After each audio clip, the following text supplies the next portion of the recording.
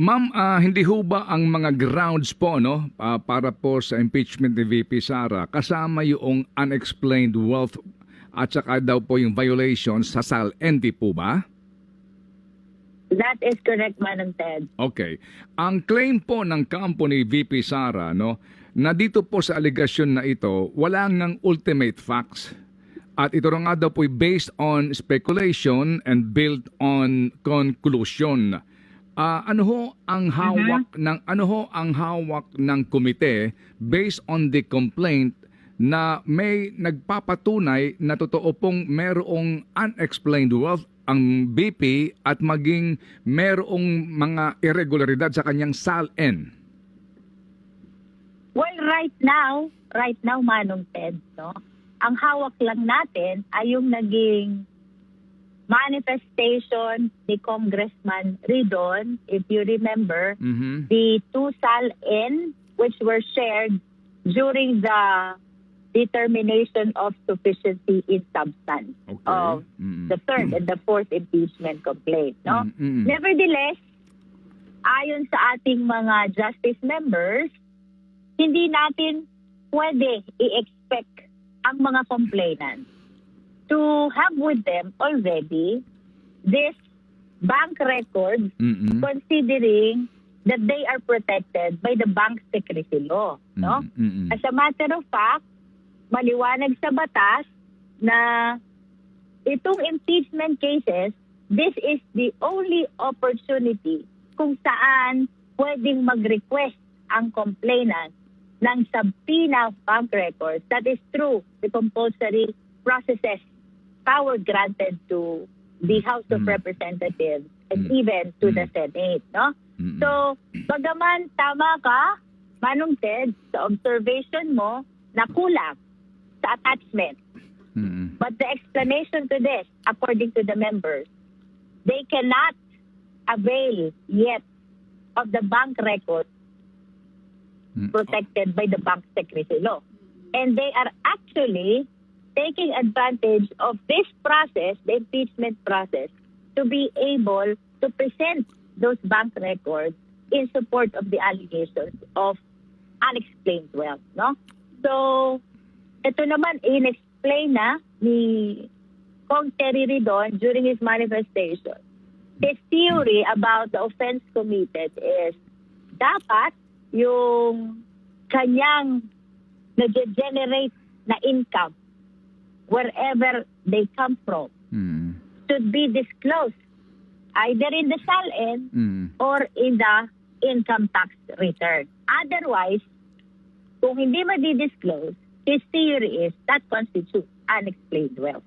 Opo. Pero ma'am, para lang ho medyo ma-fortify pa po natin ang inyo pong katwiran dito sa isyong ito, if I may just again ask you, doon sa sinasabi ng mga abogado ni VP Sara na ang proseso kasi evidence muna bago ang hearing.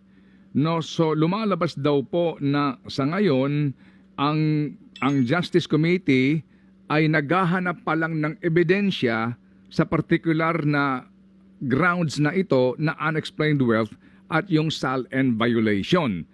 O bakit daw po kumbaga hindi man lang nagpakita ng katibayan tungkol dito at ito na agad dinesisyonan na may grounds dito po sa particular na allegation na ito. Again, ma'am, please. Let us remember, Manong Ted, no? There are 5 steps. 5 steps before the Justice Committee to complete the impeachment proceeding, no? Yung evidence na nai-require dito is just reasonable amount of evidence. It is not substantial evidence. It is not probable cause. Lalo namang hinding proof beyond reasonable doubt. No? As a matter of fact, to be specific, nowhere in the rules will you see the amount of evidence required. The only parameter is, according to the Supreme Court, it depends on the exclusive judgment of the justice members whether the complaint on its face and on its attachment can be declared as sufficient in form and in substance. No? Wala pa po tayo sa trial. wala pa po tayo sa determination of probable cause. Kaya ang sabi ko po kahapon sa ating opening statement, hindi po ito paglilitis. We are just trying to find reasons which will justify the continuation of our impeachment proceeding. No? So granting na wala pang bank records, granting that the SALN available to the committee is the two SALN which were manifested, shared by Congressman Ridon, we took note of the fact that these bank records cannot be availed of yet by the complainant. As a matter of fact, they need to make use or explore the compulsory power of the Justice Committee to be able to avail themselves of these bank records and present them before us in support of the allegations of unexplained wealth. Now, with regards to SALN and even ITR, ito naman ay public records which are easy to actually inquire into and to present, no? And to complete the explanation, Manong Ted, no? Ang hinahanap pa lang ho natin dito, tapat na dahilan to move forward. Okay. And under the rules, nowhere will you see. Wala naman nung sinabi ang rules na ang kailangan ay substantial evidence. Wala naman nung sinabi ang rules na kailangan na ng probable cause. The probable cause will be determined pa pag natapos ang ating hearing proper. In other words, Manong Ted, the reason kung bakit, bagaman sa kakulangan ng ebidensya at this point in time, dun sa unexplained wealth, bakit na-consider siya na sufficient in substance? It is because that is the judgment of the individual members of the Justice Committee. According to them, may sapat ng dahilan para mag-proceed to the next step of the impeachment proceeding. Again, yun pong determination of form and substance, hindi po yan paglilitis. We're not trying to establish the guilt or innocence of the respondent. We're trying to find reasonable justification kung bakit magtutuloy-tuloy ang impeachment proceeding. The same is true kung sa nangyari kahapon, Manong Ted, which is determination naman of sufficiency in ground. Hindi rin yun paglilitis. Ang hinahanap natin, reasonable justification why we should proceed to hearing proper.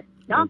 And the thing is, Manong Ted, ang naging observation ng mga justice members kahapon, sayang yung answer ni VP because it failed to respond directly to the allegations of offenses and grounds which could have convinced the justice members not to vote in towards the declaration of sufficiency in ground na sana na-prevent yung pagtutuloy-tuloy doon sa hearing proper.